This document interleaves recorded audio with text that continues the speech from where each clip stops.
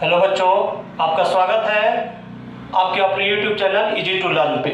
आज हम पढ़ने वाले हैं कक्षा 10वीं का विषय संस्कृत का पहला अध्याय मंगलम पाठ। आज हम जानेंगे कि मंगलम पाठ में कितने मंत्र हैं, वे सारे मंत्र कहाँ से संकलित हुए हैं।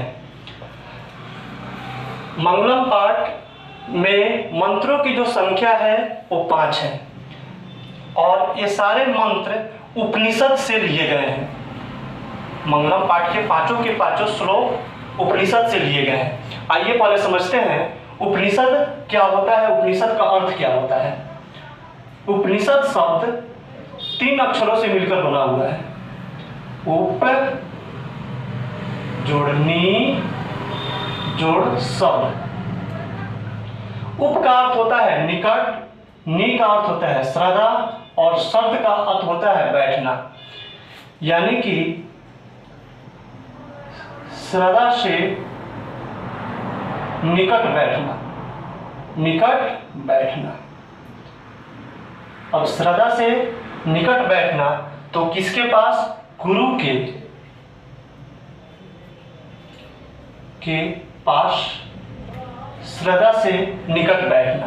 उपनिषद का अर्थ होता है गुरु के पास श्रद्धा से निकट बैठना। उपनिषद की रचना महर्षि वेद व्यास को माना जाता है। उपनिषद की संख्या जो है 108 होती है। उपनिषद की संख्या कितनी है? 108। और उपनिषद के रचनाकार कौन किसे माना जाता है? महर्षि वेद व्यास को। इसीलिए मंगलम पाठ के भी रचनाकार महर्षि वेद व्यास को ही माना जाता है। पाठ का परिचय पढ़ते हैं। उपनिषद वैदिक साहित्य के अंतिम भाग में दर्शन शास्त्र के सिद्धांत को अभिव्यक्त करते हैं। उपनिषद जो है वैदिक शास्त्र के अंतिम भाग में दर्शन शास्त्र के सिद्धांत को व्यक्त करते हैं। सभी जगह परम पुरुष परमात्मा की महिमा गाई जाती है। सभी जगहों पे परम पुरुष परमात्मा की महिमा गाई जाती है। उसी परमात्मा के द्वारा संसार पूर्णतः व्याप्त है और अनुशासित भी है। इस पाठ में परमात्मा की महत्ता का वर्णन करने वाले 5 श्लोक संग्रहित किए गए हैं और हम 5 श्लोक बारी बारी से पढ़ेंगे तथा उनका अर्थ समझेंगे। बच्चों, इसे आप वीडियो को पॉज करके लिख सकते हैं या स्क्रीनशॉट कर सकते हैं। अब पहला श्लोक पढ़ते हैं हम। पहला श्लोक है हिरण्मयेन पात्रेण शतस्य पिहितं मुखं तत्त्वं पुष्ण पावर्णो सत्यधर्माय दृष्टये। बच्चों, अब इसे पढ़ने में बहुत बच्चों को समस्या होता है। हम ऑफलाइन क्लास में भी देखते हैं कि बच्चे बहुत तरह की समस्या बताते हैं कि सर इस श्लोक को पढ़ने नहीं आता है। तो पढ़ने के लिए हम जोड़ो और तोड़ो की नीति अपनाते हैं। इसे क्या करते हैं? अलग अलग भाग में तोड़ देते हैं, छोटे छोटे खंडों में विभाजित करते हैं। हिरण्मयेन पात्रेण, यहाँ रुकेंगे। हिरण्मयेन पात्रेण, फिर उसके बाद शतस्य पिहितं मुखं, फिर तत्त्वं पुष्ण पावृणो सत्य धर्माय दृष्टये। तो बच्चों कैसे पढ़ेंगे इसे? हिरण्मयेन पात्रेण शतस्य पिहितं मुखं तत्त्वं पुष्ण पावर्णो सत्य धर्माय दृष्टये। हिरण्मय पात्रेण का जो श्लोक है ये कठोपनिषद से लिया गया है। कहाँ से लिया गया है? कठोपनिषद से लिया गया है। अब इसका अर्थ समझते हैं। हिरण्मय पात्रेण का मतलब होता है सोने का पात्र। क्या होता है? सोने का पात्र। शतस्य पिहितं मुखम, यानी कि सत्य का मुख हिरण्मय पात्रेण सोने के पात्र से ढका हुआ है। तत्त्वं पुष्ण पावर्णो, यानी कि हम इसलिए हे पुष्ण, यानी कि पुष्ण किसे के लिए कहा गया है? सूर्य को संबोधित करने के लिए यहाँ पे लिखा गया है पुष्ण। हे पुष्ण सूर्य, आप इसे हटा दें। किसे हटा दें? हिरण्मय पात्रेण, यानी कि सोने के पात्र से जो सत्य का मुख ढका हुआ है उस सोने को पात्र को हटा दें, जिससे मैं सत्य और धर्म का ज्ञान प्राप्त कर सकूं। अब हम दूसरे श्लोक को पढ़ेंगे। बच्चों अब हम दूसरा श्लोक पढ़ते हैं। दूसरा श्लोक है अनोर्नियान महतो मह्यान आत्मस्य जंतो निर्हितो तम क्रतु पश्यति बीत शोको धातु प्रसादान महिमान मात्मना। अब इसे पढ़ेंगे कैसे, तो इसे भी हम छोटे छोटे खंडों में विभाजित करते हैं। पहले अनोर नियान महतो मह्यान आत्मस्य जंतोर निहितो गुहया तम क्रतु पश्यति बीत शोको धातु प्रसादान मही मान मात्मना। अनोर्नियान महतो मह्यान भी कठोर उपनिषद से लिया गया है। अब इसे कैसे पढ़ेंगे वो सीखते हैं। अनोर्नियान महतो मह्यान आत्मस्य जंतोर निहितो गुहयाम तम क्रतु पश्यति बीत शोको धातु प्रसादान महिमान मात्मना। अब इसका हिंदी अर्थ समझते हैं।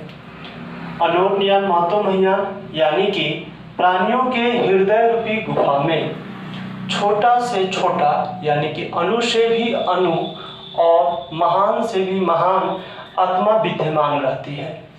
उस परम सत्य का आत्मा का दर्शन मात्र से जीव जो है शोक रहित होकर परमात्मा में विलीन हो जाता है। अब आप इसके हिंदी अर्थ को लिख लेंगे। अब इसके बाद हम पढ़ेंगे तीसरा श्लोक। बच्चों अब हम तीसरा श्लोक पढ़ते हैं। तीसरा श्लोक है सत्यमेव जयते नानृतम। सत्यमेव जयते नानृतम शतएन पंथा बीततो देवयाना। फिर इसे छोटे छोटे खंडों में बांट देते हैं। एना क्रमंत्य ऋषियो एना क्रमंत्य ऋषियो आप्त कामा यत्र तथा परम निधानम। अब इसे पढ़ेंगे कैसे।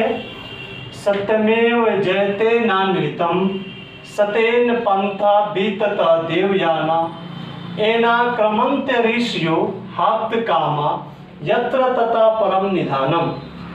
सत्यमेव जयते का श्लोक भी मुंडकोपनिषद से लिया गया है। ये याद रखेंगे, बहुत बार क्वेश्चन पूछा जा चुका है कि सत्यमेव जयते किस उपनिषद से लिया गया है। तो किस उपनिषद से लिया गया है? मुंडकोपनिषद से। अब इसका हिंदी अर्थ समझते हैं। सत्यमेव जयते अर्थात सत्य की जीत होती है, असत्य की नहीं। जीत हमेशा किसकी होती है? सत्य की, असत्य की नहीं। सत्य से परम पिता परमेश्वर तक पहुंचने का मार्ग विस्तृत होता है। सत्य से परम पिता परमेश्वर तक पहुंचने का मार्ग विस्तृत होता है। परम पिता के पास पहुंचने का मार्ग जो क्या है? सत्य है। इसी मार्ग के द्वारा आप्तकामा ऋषिगण जो लोग थे वे सत्य के मार्ग से ही परम पिता को प्राप्त करते हैं। किस मार्ग से? सत्य के मार्ग से परम पिता को प्राप्त करते हैं। अर्थात अपने आत्म कल्याण के लिए जिस सत्य मार्ग का अनुसरण करते हैं वही सत्य ईश्वर तक पहुंचने का सच्चा मार्ग है। अर्थात जो ऋषिगण अपने आत्म कल्याण के लिए जिस सत्य मार्ग का अनुसरण करते हैं वही सत्य ईश्वर तक पहुंचने का सच्चा मार्ग है। बच्चों आप लोगों को ये सारा चीज बहुत ही अच्छा लग रहा होगा। अब हम इसके बाद पढ़ेंगे चौथा श्लोक। बच्चों आप क्लास को काफी एंजॉय कर रहे होंगे। अब हम इसी क्रम में चौथा श्लोक पढ़ते हैं।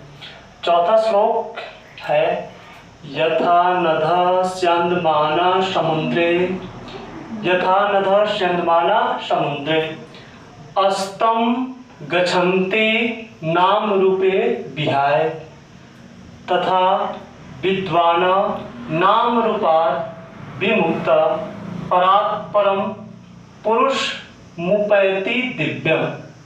पहले इसे छोटे छोटे खंड में बांट लिए। अब इसे पढ़ेंगे।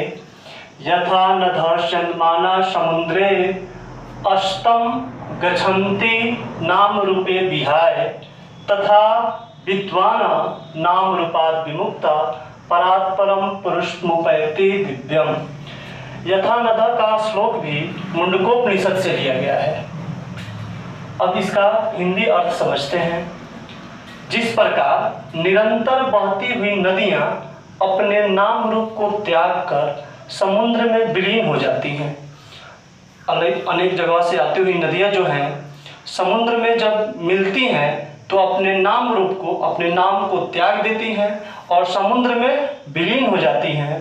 उसी प्रकार विद्वान लोग भी अपने नाम रूप से, जब आदमी विद्वान हो जाता है तब अपने नाम रूप से मुक्त होकर ब्रह्मा में विलीन हो जाता है।